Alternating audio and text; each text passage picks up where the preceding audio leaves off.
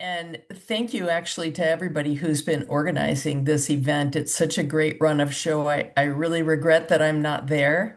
I'm patching in here from Seville, Spain, where there's another Loyola University. It's called Loyola University Andalusia. And I'm working here with the president and his team to calculate the baseline environmental footprint of their campus because they really aspire to decarbonize. Well, I also want to just give a shout out to your president, Thomas Poon, who's a chemist and will appreciate all the things that I'm going to say, I'm sure, as well as Thomas Ford, the director of your Coastal Research Center, Nicole Bouvier Brown, who's helped with the environmental science program, Ian McCone, who's the sustainability officer, and many, many more at LMU who are really terrific advocates for advancing Pope Francis's call to action. And I'll just say one more thing. When I was putting this talk together, I was kind of sleuthing around on your website to look at the various things that LMU has done over the years and continues to do towards you know, teaching and exercising integral ecology and advancing Laudato Si and lowering your own carbon footprint. And it was so darn exciting to see all that you have done and all that you continue to do. And I was just getting really thrilled about it as I was putting this talk together. So, kudos to all of you. I hope you continue to do this terrific work. You've got a lot of people there that seem to be incredibly engaged. And that's really the ticket to it, isn't it? Okay, so today, what Michael asked me to talk about a bit was sort of tell the story of Loyola University Chicago. It took us 23 years to reach carbon neutrality, and to build a School of Environmental Sustainability. So it is a long game, but it's exciting, it's important, it's highly relevant, and I think it's something that attracts students because they too want to be part of the solution. So I'm going to tell you a bit about Loyola, but first, Loyola Chicago, but first I'll give you a bit of a context. This schematic called planetary boundaries is put together and coming out of the Stockholm Resilience Center. And that's a group of scientists from around the world who really study Earth's systems. And you can see that they have identified around the outside of this circle 9 big pressures on the Earth and Earth's systems that are propagated by human activities. And the way to read this is to see the circle on the inside that's green. If humans operate within that space, it's safe. In other words, we can harvest fish out of the ocean to a certain degree, and those fish populations will replenish. There's a certain degree of resilience there. The same with harvesting trees from forests or even putting pollution into the environment. So there are activities that humans can do on the planet within reason, but there is a limit to that, and that limit is denoted by the outside of that green circle. Okay, once we cross that tipping point for each of these different threats to the planet, you can see that we start to get into the orange and red zones, which are higher and higher risk to the collapse of Earth's systems. So this is helpful to me because it shows us sort of where are we in relation to the tipping points for each of these 9 environmental concerns. And you can see that we have highly and greatly transgressed 6 of the 9 boundaries. So the Earth has lost its resilience. It's quite injured right now, and we really are called to do something about it and do it quickly and not to be shy about doing more than we think we can do. Okay, so this is kind of the context that we're talking about. Of course, as we see the environment degrade, we see the health of all organisms, but also humans begins to degrade as well. And we know that people are kind of at the nexus of all of these issues that are happening on the planet, and the outcome is poor human health, poor well-being. Okay, and there's a lot of exposure that we have now to pollutants in the air, the water, the soil.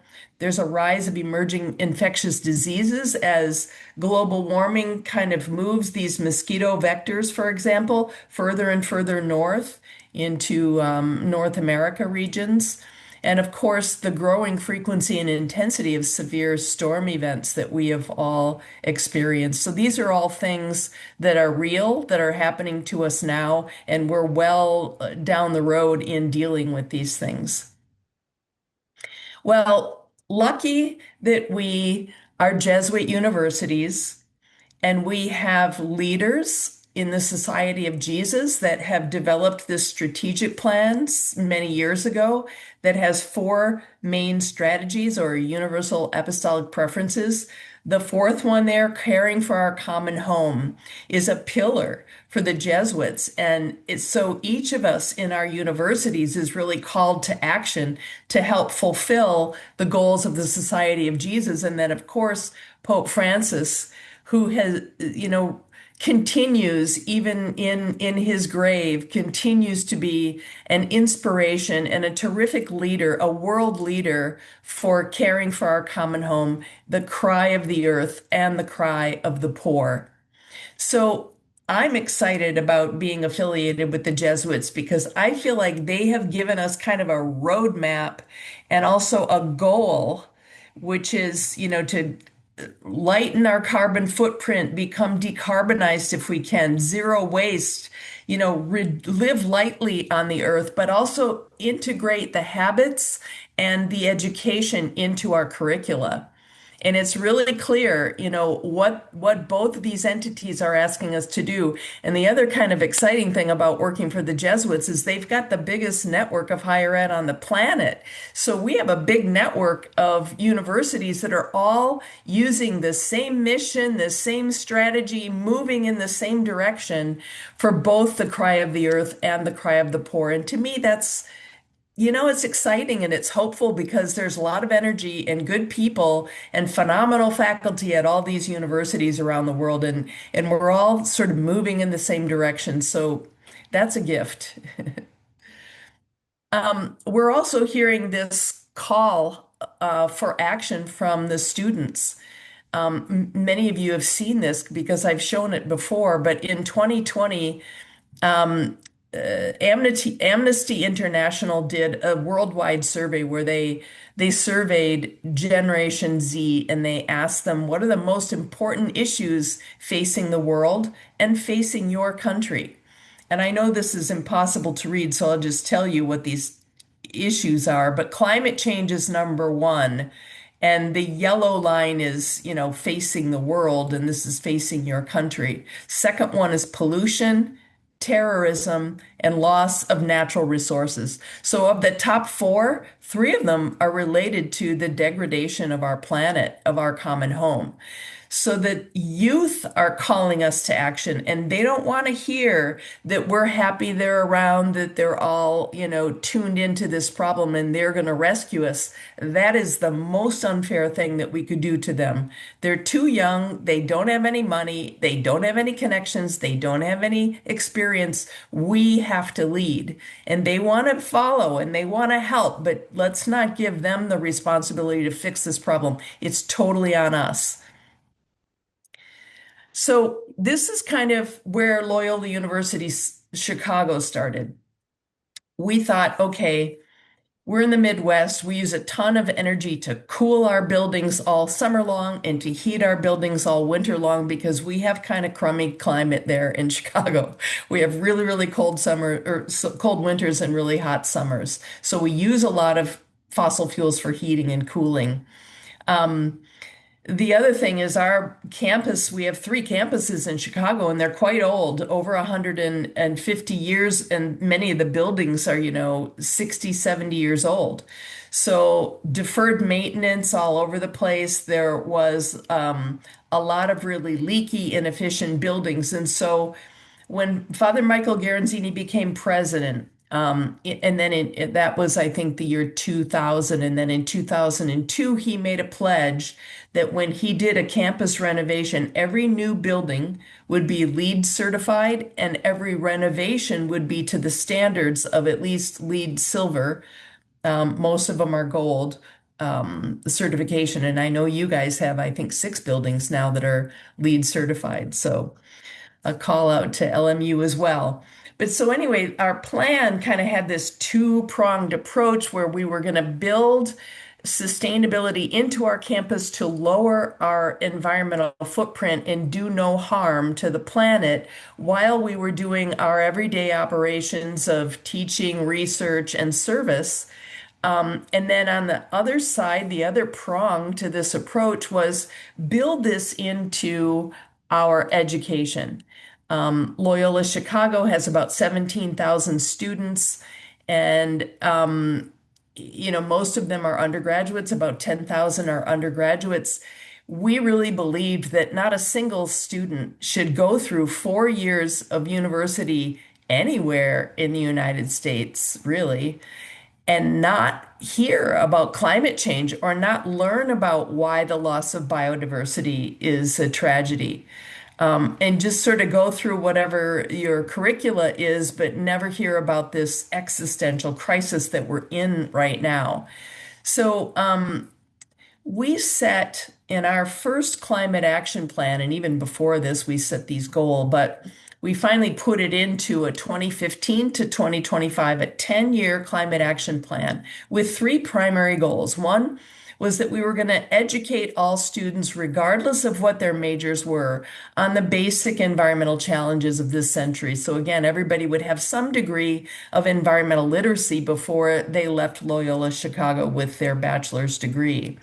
The second was to launch a School of Environmental Sustainability, and that was a very incremental process. It started with a Center of Excellence, which was a small little thing with about five of us, and that was in the year 2007. And then we started teaching and building programs and became an institute in 2013. And then ultimately, once we reached 500 students, we became a School of Environmental Sustainability.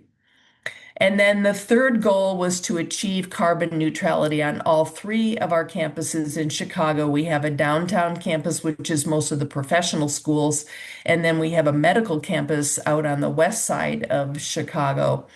And I'm sure you know a lot about how hard it is to become carbon neutral for hospitals and medical schools. But these were our goals. This is what we set out to do. And so I'm going to just kind of walk you through the steps that we took and some of the things that got in our way, but also some of the successes that we had. So I mentioned that we started the School of Environmental Sustainability. That whole trajectory started with a small center, but then it became an institute in 2013. And the reason why we didn't go directly to a school was because it was kind of a new concept. And frankly, the president and the provost weren't sure it was going to work. And they figured if it's an institute, maybe we can close it down in a few years. But if it really works, then we'll make it a school. So it did work. And in 2020, again, it was promoted to school status. But one of the really cool things was that they built this, we were renovating this building that we bought, and they built this big greenhouse, which is really the center of our food systems and sustainable agriculture major. And the work that students do in this greenhouse is really phenomenal. Lots of fun too. Here you can just get a snapshot of how long it took us to kind of build in terms of these. This is the increase in student number over time, and then the diversity of different programming. Here the programs are listed. We have both Bachelor of Science and Bachelor of Arts degrees because there are many students that want to be part of the solution but are a little bit science averse. And they don't want to take a whole bunch of biology and chemistry and physics. They want to be in environmental policy, or maybe they want to be environmental economics. And those are levers that we really need good people in. So we built those majors so that those students could get a little bit of the science, but then really build in their areas of expertise. And I think what made the School of Environmental Sustainability one of the big attractions for undergraduate students and master's students at Loyola Chicago is the way that we're teaching it. And you can imagine if you were a student and you were hearing every day all of these boundaries of Earth systems that we have transgressed and how far we have transgressed by. And some of them you cannot bring them back, like the loss of biodiversity. You can't bring extinct species back again. The other ones we can reverse, we know how to do it. It's a matter of will. But students that hear this over and over in all their different classes, they become hopeless. They feel climate anxiety. They get depressed. They feel like nobody's doing anything. And then we get a president that will come in and undo the Paris Accord and, take climate change off of all the websites that belong to the federal government, defund. It makes students feel very hopeless because their future depends on what we do right now. So, in order to kind of counter that and give students hope, the way that we teach is very hands-on and solutions based, and so that students can help us come up with solutions that help to continually decrease our environmental footprint right on campus. And then we implement those solutions and we can measure how much the work that they've done and the programs that we're implementing are continuing to decrease the impact that Loyola Chicago has on the environment. And these are just some snapshots. Like here's the inside of the greenhouse. Students are growing lots of food in there. They started a farmer's market on campus and they sell their produce. They give a lot of it away also to homeless people. But the produce that they sell at the farmer's market, they use the proceeds to pay themselves to do internships in our urban agriculture program. And here they're learning about a circular economy in our aquaponics systems, which is where you're growing fish and plants together, and the waste of the fish becomes the fertilizer for the plants, and the plants then oxygenate and clean the water and bring it back to the fish, just like in nature. There's no waste that builds up. The waste of one organism becomes the natural resources required by another organism. So we really try to capitalize on that circular economy of nature. And here's another shot of the aquaponics facility that many of you've seen when you come to visit Loyola Chicago. Here's a big garden that they built outside, right on our campus. It was an empty lot in the city, and the university owned it, so we made it into a big garden. They grow about 3,000 pounds of food a year there. And, there's just lots of students that learn a lot about soil, about plants, about how to grow things without using chemicals and pesticides and fertilizers, how to make your own compost. And here they are up on green roofs. And I know that you've got a collaboration with a person that does a terrific job putting native plants on green roofs, not just seed them. And that's kind of what we've done here as well. And we've got students out there measuring biodiversity. So, these kinds of activities where students can really see and contribute to progress, I think gives them hope. It empowers them. It makes them feel like they have a certain degree of agency. And it also develops skills that they can take into their own life and into their careers. So as I toggle through here, I'm just going to emphasize this hands-on learning and using the campus as a laboratory. And I'm sure LMU does this as well because you've got so many spectacular examples of environmental sustainability in action in your buildings and on your campus grounds. So here you can see students working on waste. They made a visit to the local recycling center to see, do they really recycle? Do they really sort stuff? what happens when we sort things on our campus? Where does it really go? So this was a visit by one class. Here's a bunch of students that are working on food waste on our campus, and they go back into the back of our kitchen where Aramark is working and look at all their faces. They're like, this is bad. There's way too much food waste. So they ran a big campaign, educational campaign to help people realize, they take food, they throw it away, and here's where it lands. We need to be better at not taking what we aren't going to eat, but then anything that is compostable to make sure it gets into the compost and not just into the landfill. And here now, Loyola Chicago does have a waste hauler that comes and picks up all of our compost, and they take it to, this is an aerial view of a piece of land that's west of the city of Chicago, where our compost goes.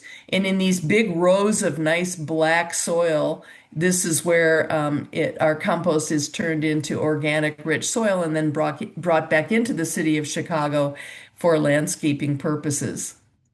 And then this is one of our kind of exciting projects where we have a course that's called STEP. The acronym stands for Solutions to Environmental Problems. And that's the course that I'm teaching right now in Loyola Andalucia. And we're working on, the baseline environmental footprint for the campus. But here, we change the topic every few years, but the idea is the students come together from lots of different disciplines with a problem on our campus that they want to tackle. In this case, we had all these shuttle buses that go between our Lakeshore campus up in Rogers Park and then the Water Tower campus, which is down in the middle of, Chicago. It's about a 7-mile distance. And we have shuttle buses that take students back and forth every 20 minutes. Another shuttle bus goes up and down Lakeshore Drive. Well, those shuttle buses in the wintertime sit on our campus and sometimes they're empty, but they're running, they're idling, and they're kicking off emissions. So that was one thing the students wanted to see stopped. And we were able to do that by working with the shuttle bus company. But then another thing was when we do inventories of how much waste we make and what kind of waste, goes to recycling, composting, and to the landfill, we found that we had big 55-gallon drums of waste vegetable oil coming from all the deep fat fryers in all the cafeterias around our campus. And that would go to the landfill. And everybody knows that any kind of oil or lipid has a lot of, it's calorie dense. It has a lot of energy in it. Even if it's already been boiled a bunch, it still is a lipid and it still has a lot of energy. So we decided to make that vegetable oil into biodiesel. And it took many iterations of this step class to figure out the chemistry and to get it right so that we weren't making an emulsion. Sometimes we got something that looked more akin to mayonnaise than biodiesel, but we would back out of the chemical reaction and then start over again. And so, this took several iterations of the step class to get to the point where we were making high quality biodiesel that was certified by the U.S. Environmental Protection Agency as, qualified using the same quality control, quality assurance standards that all of the big petroleum companies use when they make biodiesel. So we were kind of up against Exxon and Mobil and Shell and, all the big guys. But anyway, once we perfected our biodiesel using waste vegetable oil, we started to sell it to our shuttle buses. And our shuttle buses, this is a company that Loyola Chicago contracts to do the shuttle bus services for our students. So now they run between our two campuses on the biodiesel that we make in this really cool reactor out of waste vegetable oil. And when you make biodiesel, there's a byproduct that's called glycerin. And our students took this glycerin to the chemistry department and said, can't we make soap out of this? And of course, that took about 6 different recipes before we got to the point where anybody would even bother using it because it smelled like French fries and it was kind of brown and it wasn't very pleasant. But finally, this was one of our earlier versions of it, this bio soap, and now we're making a foaming soap, which is pretty good. And this now is distributed in 30,000 hand dispensers around our campuses in Chicago. So again, a circular economy is where you try to reduce all the inputs that come into the campus to do your daily operations. So now we're not bringing fossil fuel diesel, we're making our own biodiesel. So we've decreased our fossil fuel consumption. We've stopped our soap consumption because we make our own soap. And on the other end, on the waste stream, we've reduced our greenhouse gas emissions from, from going from biodiesel, from fossil fuel diesel to biodiesel. And then we've also reduced the waste, these 55-gallon drums of oil, etc. So we're bending the economy and trying to make it more circular, using and reusing materials until there's no use left in them. Okay, so that's the idea with all this kind of hands-on experiential learning that students do. And these are just more examples. We have a big geothermal system. We have three of them now, and they are incredibly energy efficient for the kind of weather that we have with cold winters and hot summers. They're incredibly efficient, and this has really helped us to meet carbon neutrality. But in building and designing, we had students involved in measuring how much it reduces our carbon emissions. Students are always involved. So this is the exciting thing of kind of using, the campus as a laboratory. And then water conservation is another big thing, even though here we sit right on the Great Lakes, we're right on Lake Michigan that you can see there over on the other side of the roof. But still, it doesn't mean that we have water at our disposal and we don't want to waste it. So we conserve water. The rooftops help to do that when it rains, so that our rainwater, stormwater does not go down into the sewage system. In addition, we have big underground cisterns on our campus. And here you can see this is sort of how that works. We have permeable pavement all throughout our campus. And when it rains, the water percolates down through the permeable pavement, and then it goes into these underground cisterns, which we have really all over our campus. Here's more permeable pavement. There's big underground cisterns in the green spaces. And we can tap on that water and use it for our landscaping in the summertime. So those are a couple of things that we did. So anyway, climate action plan from 2025. We met the criteria for all students having some degree of literacy in environmental issues by incorporating it into the university core curriculum as our foundational science course on environmental issues. So now all students that go through the university, no matter what their major is, have to take this one course, and they all have to take two science courses. And for the students that are not into science, they'll come back to the School of Environmental Sustainability for their second science course. So they might take their second science course might be a course on climate change or biodiversity and biogeography. So we feel like we get sort of two chances at most students to really increase their understanding of the environmental crisis. And then our second goal, to build the School of Environmental Sustainability. That was a really fun project, and we were very lucky that that happened. And then the third one was achieving carbon neutrality, and this is how we achieved that. We just achieved that last year in January, so 1 year ago now in 2025. So first of all, again, we started this actually not just in 2015, but we started it in 2002. We started making our buildings much more energy efficient. And as I mentioned before, we tore down old buildings that were 70 years old and really couldn't be renovated, and we replaced them with LEED certified buildings. We tightened up the envelope of buildings that we were not going to tear down, and we made them energy efficient. And then we brought in a lot of utilities and some of our heating and cooling, for example, using geothermal and solar.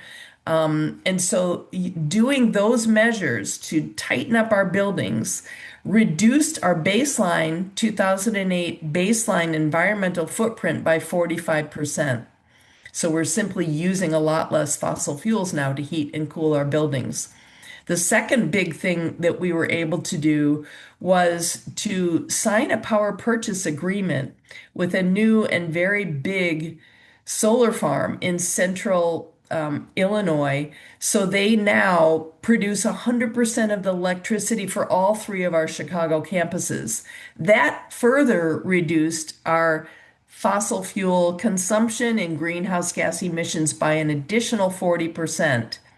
So after that, which was kind of in late 2024, we had already reduced our baseline environmental footprint by 85%, but we have this stubborn 15% left. And that's primarily using fossil fuels for things like hot water heaters. And if you think of our main campus, we have over 100 buildings, and each building can have, 40 or 50 hot water heaters. Each one is running with a little pilot of natural gas. So now we're in the process of going through each building and electrifying every building so that we can completely get off of fossil fuels altogether, which will decarbonize the university. That's going to take a while, but right now, what we're doing with that last 15% is we're paying offsets, carbon offsets, through a company called Tradewater. It's a very interesting organization that goes out and finds hydrofluorochloro sorry, fluorocarbons. Some of the emissions of greenhouse gases are super potent. And this particular group of synthetic chemicals that are used as refrigerants in air conditioners and in, vehicles are incredibly potent. And even you might have noticed that Pope Francis mentions them and how harmful they are in Laudato Si. Well, Tradewater goes out and finds these all over the world. Sometimes it's abandoned canisters, or it could be old refrigerators or freezers that are sitting in landfills. And they siphon off the chlorofluorocarbons and they neutralize them chemically so that they cannot off gas and be, a harmful greenhouse gas. So that's basically the way that we met carbon neutrality by January of 2025. And it was kind of a big deal, on campus, a lot of celebrations because it did take us a long time. And, all these efforts that we've done over the years have brought us a lot of recognition, which is also good for the university. And I know LMU has had some, enjoyed some of these same recognition like the Princeton Review and Sierra Club. So that's exciting, and I'm glad that we share that in common with you.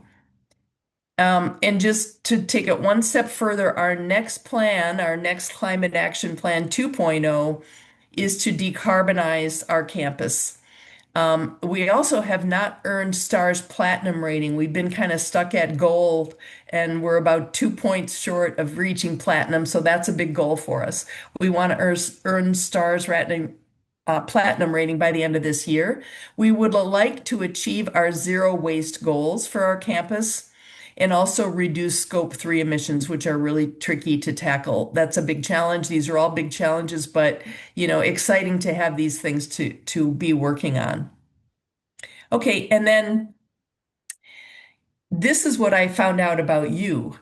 And really, the title here shouldn't be Did You Know? It should be I Didn't Know. I, Nancy Tuchman, didn't know all of these amazing things that LMU is doing and has done and continues to do, including the 6 LEED certified buildings that you have. Some of them are gold, I believe. You're doing a lot around water conservation, recycling, transportation, and bicycling, and divestment from fossil fuels, which is a very important tool as well. In the curricula, I'm really excited about the new environmental science program. And in addition to the environmental studies, entrepreneurship and sustainable innovation, the urban and environmental studies program, and it seems that there are many environmental certificate programs that you have come up with, which I think is a terrific way to bring students in who are really interested in this, but maybe they want to major in something that isn't one of these majors. And it really allows them the opportunity to walk away from LMU with a little bit of skills and knowledge towards the environment. And I'm sure it expands their job opportunities as well. And then finally, I'm really excited about the people and the activity that you have in so many different working groups. Like I noticed there's a Laudato Si Action Platform working group. That's fantastic. There's a green team. You have an Office of Sustainability that's doing a lot of the heavy lifting, and that's terrific. But you also have a sustainability committee. And then there seem to be all these other champions in the environment, the faculty, the staff, and even student groups that are sort of sprinkled across campus doing great work. And so it's exciting to see how LMU has embraced this, not just from the president's office or, in facilities where you're working on your campus infrastructure, but really pretty much across the curriculum, it's becoming integrated, and that's super exciting. It's great to see it happening in many different divisions of the university as well, like, finance, for example, with divestment. And certainly your food system and your academic affairs, lots of different divisions are really trying to advance the goal, and that's very exciting, and I applaud you for that. And one thing I thought would be interesting at LMU is you've got a lot of great research going on, and it would be interesting to have some sort of gathering where you pull together the people that are doing different types of research. You've got a school of law that's doing policy research, but then you've got biologists that are out there on your coast that are measuring various environmental threats to animals. If you brought everybody together that's doing similar research, I'm sure that you would find ways of collaborating and building even, more impact with the research that you currently have, especially sitting right in the middle of LA, in a beautiful spot in LA, to have all the connections that you do with businesses. It seems like your science, your business school, your law school, and economic solutions could be a great opportunity for LMU. So those were my observations about work that you've done. I give you big kudos, and I'm just super excited to see. And I'm sure I haven't even picked up on, half of what you've done, but I thank you for that, and I thank you for inviting me to come and give this talk. It's really a pleasure to be here. So thank you so much, and I'm really excited to take some questions.